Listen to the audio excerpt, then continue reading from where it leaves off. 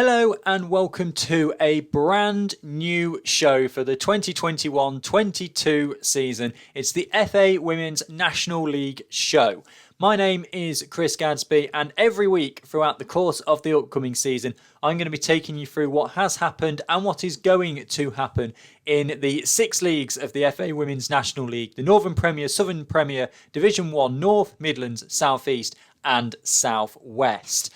My name is Chris Gadsby. Some people may know me, most probably won't.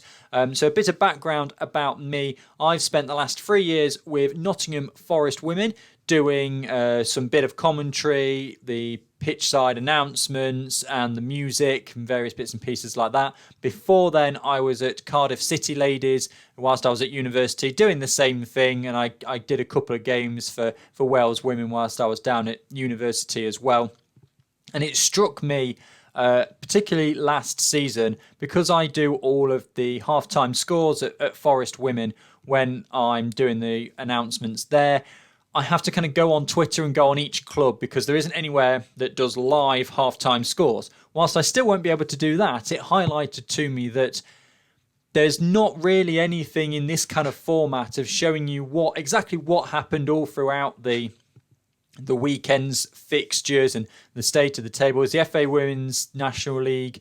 The website is very good, but there's no kind of recapping like there is for so many other sports, and for the Super League and the Championship with all the TV rights. There's no kind of National League football show. So that's what I really want to do, and I want to try and grow the game as much as I can, get as many people interested and through the turnstiles, which is the most important thing that we can do. So we've got 6 leagues to talk about, 77 teams, 9 of which are new and several more have moved about. So there's plenty to talk about, and a big pool of players and staff and the FA Women's National League board that can get involved with this. I'll start off with the open invitation, really, because I want to bring this to as many people as possible, get as many people involved as possible. If you are with the FA Women's National League, in terms of you could be on the board, or any of the staff from any of the teams, or any of the players from any of the teams, you want to come on, have an informal chat with me about your team, the league, how things are going for you, then feel free. My Twitter handle at Chris_Gadsby, and messages are always open. Just give me a message and get on, just have an informal chat, and as I said, try and publicise the Women's National League as much as possible. So that's kind of what I'm going to be doing throughout the course of this year, is looking back at the results from the previous weekend, the tables, the fixtures, of course, not just in the Women's National League, but also when we have League Cups, FA Cups, County Cups, I'll touch on as well. So plenty that we're going to be talking about over the course of the next year. So let's start off. This is going to be a bit of a shorter episode because there aren't any results to look at. It's just going to be the teams that are in the leagues and the opening day fixtures. So let's have a look to start with at the Northern Premier Division. Again, we've got movement here. 13 teams in the league for this season. There is no longer any Sunderland. They went up to the Women's Championships. But we have got Brighouse Town, who have come up from Division 1 North, and Wolverhampton Wanderers, who have come up from Division 1 Midlands. One other kind of team change to talk about here, not so much in a team change, but the Loughborough Foxes have joined with the Loughborough Lightning over the summer, and it's now the Loughborough Lightning, not Foxes, that are going to be in the Northern Premier Division for 21-22. So the remaining list of the teams then, so we've got AFC Fylde, Brighouse Town, Burnley, Derby County, Huddersfield Town, Hull City, the Loughborough Lightning, Middlesbrough, Nottingham Forest, Sheffield, Stoke City, West Bromwich Albion and Wolverhampton Wanderers, as I said, for the 13 teams taking part in the Northern Premier Division. We have a look at last year. It was obviously the curtailed season. We've now been, 3 years since we've had a proper FA Women's National League season, because the 1920 season was abandoned towards the end, and 2021 didn't even reach the halfway mark really before it got curtailed. But it was Huddersfield Town last year. 8 wins, 1 draw and 1 loss from their 10 games. A very strong start for Huddersfield. FAWNL weren't too far behind. West Brom and then Derby. Loughborough had struggled there and got a win from their 8 games. But everything I'm saying here with regards to what happened last year, A, in a half season, and B, take it with a pinch of salt, because as people that have been in and around the women's game will know, it is very, very difficult to predict what's going to happen in the FA Women's National League, because, of course, we don't have brilliant records on all of the players. There's no transfer fees. There's no saying, oh, well, this player is brilliant, and they're not upping sticks and moving the other end of the country to play for a different team at this level anyway. It's still amateur. Some of the teams are holding open trials. It's all very who's local, who's available. So it is really difficult to say what's going to happen from one year to the next. But the Northern Premier Division is going to be the one that I'm going to obviously cover all 6 leagues. But the Northern Premier Division, with my work for Nottingham Forest and the fact that they are in this league, is going to mean that I see more of these games, see more of these teams, know a bit more about them. But I am going to try my best to go through all 6 leagues as evenly as possible. I have created a quite humongous Excel document for every single team in every single league, so I can log the goal scorers and the results, so we can see who's on a hot streak, who's not doing too well at the moment. So I'm hoping to bring you kind of as broad a range as possible. But again, I'm not going to be able to cover absolutely everything. So any information that any of you have got that you can send to me with regards to like the results, any suspensions, things like that. Again, I'm going to be checking the FA Women's National League website regularly, but any information that you can send me would be great and make this show as good as it possibly can be. So Northern Premier fixtures then starting this Sunday, August the 15th. We're back at it with Brighouse Town, who have moved up from Division 1 North. A home fixture against Derby County. Could be a tough start for Brighouse. AFC Fylde against West Bromwich Albion. The Loughborough Lightning at home to Hull City. And Nottingham Forest host Huddersfield Town. Sheffield are against Burnley, and Wolverhampton Wanderers in their first game in the Northern Premier Division are going to face off against Middlesbrough. We move then to, so should, as I said, it's going to be quick paced today because we don't have the results, so this one's going to be shorter. So when I'm adding the results into there, it's going to be a longer episode. But let's go through to the Southern Premier Division. And here we've got 14 teams in the Southern Premier Division and quite a lot of movement as well. So leaving the Premier Division, going up to the Women's Championship are Watford, and the London Bees have come down from the Women's Championship and joined the Southern Premier Division. Yeovil United are now Bridgewater United, up there at the top, first alphabetically at the moment.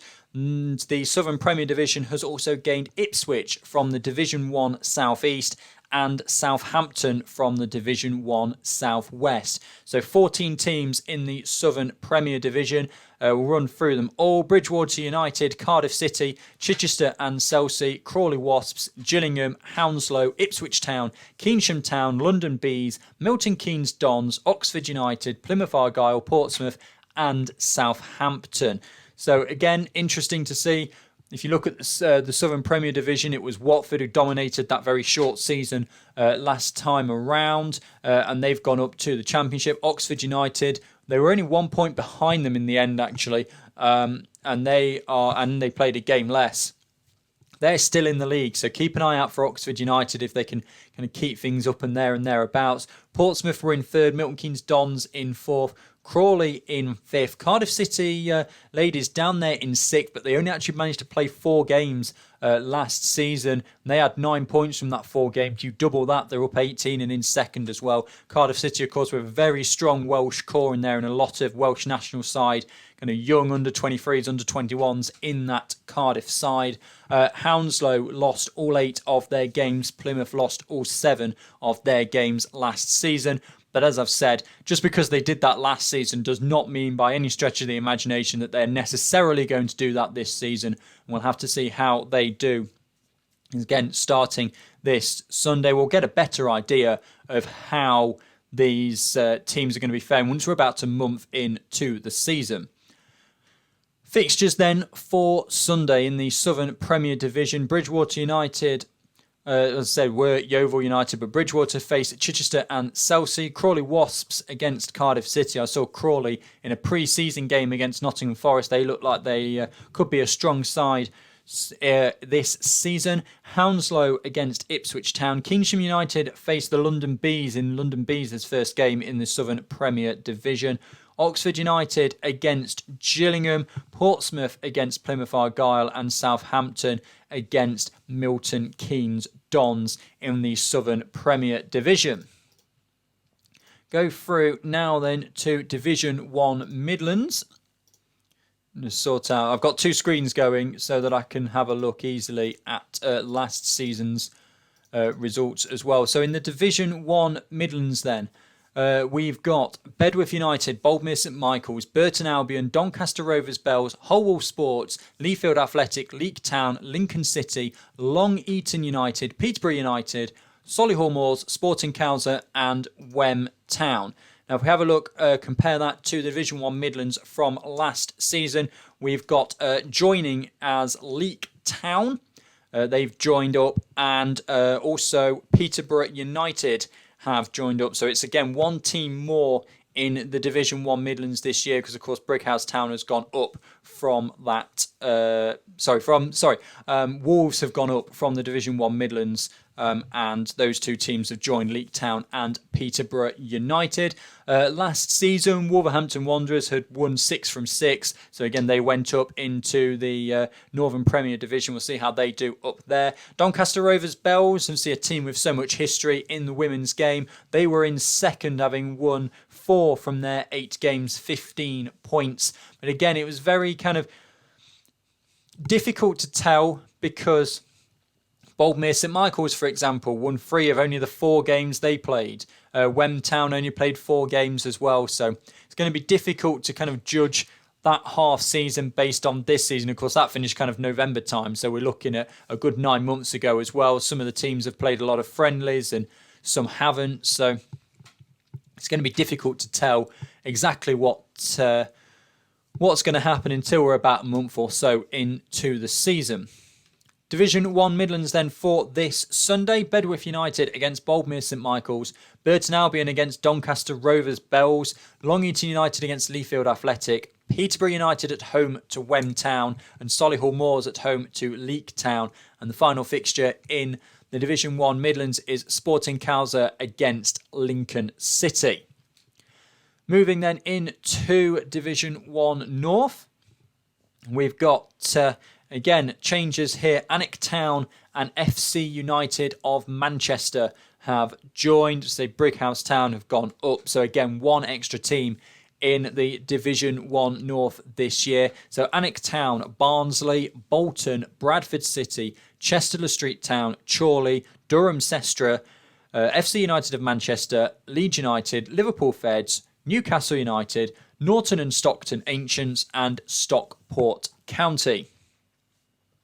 Last season, for what it is worth, Chester Street Town topped the table with 14 points from their 6 games. Brickhouse Town were in second, 10 points from 5 games, and they of course have gone up. Norton and Stockton Ancients in third on 8, as were Leeds United. It was Bolton down at the bottom who lost all of their games, but they only played 3. Chorley only played 3 as well, as did Newcastle United and the Liverpool Feds. So it was a division there which really struggled to get off the ground. Nobody played more than 6. You kind of can't really take too much from that. So I'm excited to see what happens in Division 1 North. We'll have a look then at Division 1 South East. Division 1 South East has also gained a couple of teams. They've gained Harlow and QPR. Something else to note from Division 1 South East is that Leyton Orient are now London Seaward. So a name change there that happened over this summer. So we've got 2 new teams and no Leyton Orient. They are now London Seaward. So in the Division 1 South East this year, 13 teams: AFC Wimbledon, Actonians, Billericay Town, Cambridge City, Cambridge United, Enfield Town, Harlow Town, Hashtag United, Kent Football United, London Seaward, Norwich City, Queen's Park Rangers, the other new team, and Stevenage. Again, last season, no one played more than 7 games, so it's a bit difficult to kind of say anything that's going to happen. Ipswich won all 4 of their games, scoring a goal difference of 18 from 4 games. So they have gone up into the Southern Premier Division, as we mentioned earlier. And it was hashtag United in second. Enfield Town third, Actonians fourth. Down towards the bottom, Stevenage played 7, lost 7. But again, doesn't necessarily mean that is going to happen this time around. So keep an eye on Stevenage, see if they can have a resurgence from this year.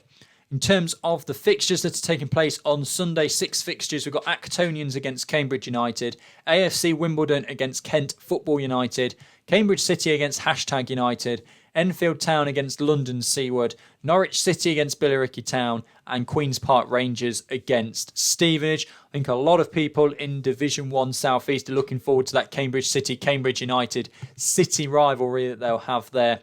See who comes out on top in that one.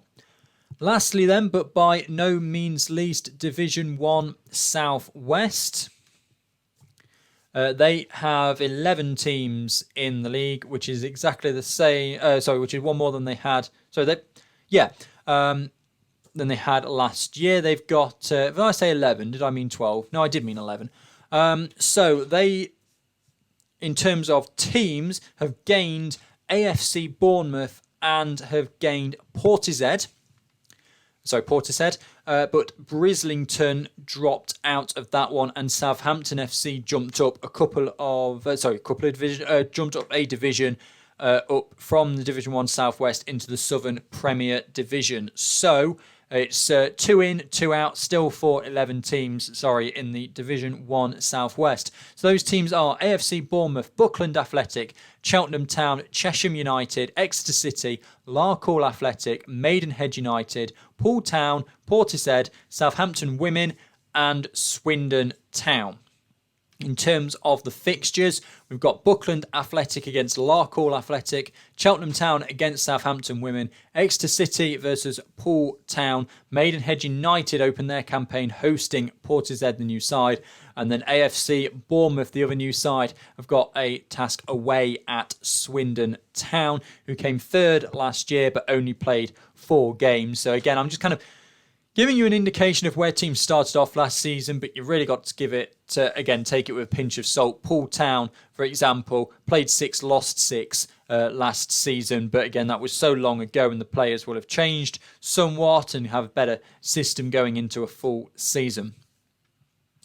So that is all 6 leagues, the fixtures that are taking place this Sunday, the 15th of August. As I said, we'll look through it all the fixtures and the results every single week. So that will just about do it for this first episode of the FA Women's National League show. Being the first episode, I will hold my hands up and say that it's not going to be the most slick operation first time around, but I will improve it. As you can see, I've got my kind of holding image there, which took a little bit of time to do, but the logos of all 77 teams in the FA Women's National League and their approximate, locations in the UK, because London and Birmingham, for example, and the Manchester area did get a bit cramped at times. But we will be here every week. I'll talk a bit about the posting times. So it is my intention to put these out at 6 p.m. every Tuesday. So the fixtures can happen on Sunday. I can then create all the graphics and have a look and analyse everything on the Monday, and then record and post on the Tuesday. If that doesn't happen for whatever reason, I'll say so on my social medias at Chris_Gadsby. And the format is going to be very much like this, but it's going to very much be the results, this is what happened, the table, this is how things stand now, and then the fixtures, this is what's going to happen as the week goes on, and it's very much going to kind of follow that format. Very informal, very just letting you know, not going to dive too deep into any one particular fixture because there just isn't the time, and with 77 teams there just isn't the time. But yeah, that will about do it. As I said at the start, if anybody from the FA Women's National League or any of the teams, staff or players just wants to come have a chat with me, all very informal, just a bit like this, kind of raise the profile of your team, the league, the National League as a whole, as a entity with all 6 leagues in it, then do feel free. My messages are open on Twitter. And that will just about do it for the first episode of the FA Women's National League show. I hope you have enjoyed. If you like to leave your opinions, any questions you have for me, either in the comments of the YouTube video or again message me on Twitter. I'm very grateful for any information you can give, because as I said, 77 teams is a lot to try and keep on top of, and don't know if I'll necessarily be able to manage it. We'll have to see what I can get done in the time. But yeah, anything like that, feel free to send me a message. But for now, hope you enjoyed this first show and are looking forward to the opening day of the 2021-22 FA Women's National League season. Thank you very much for watching, and goodbye.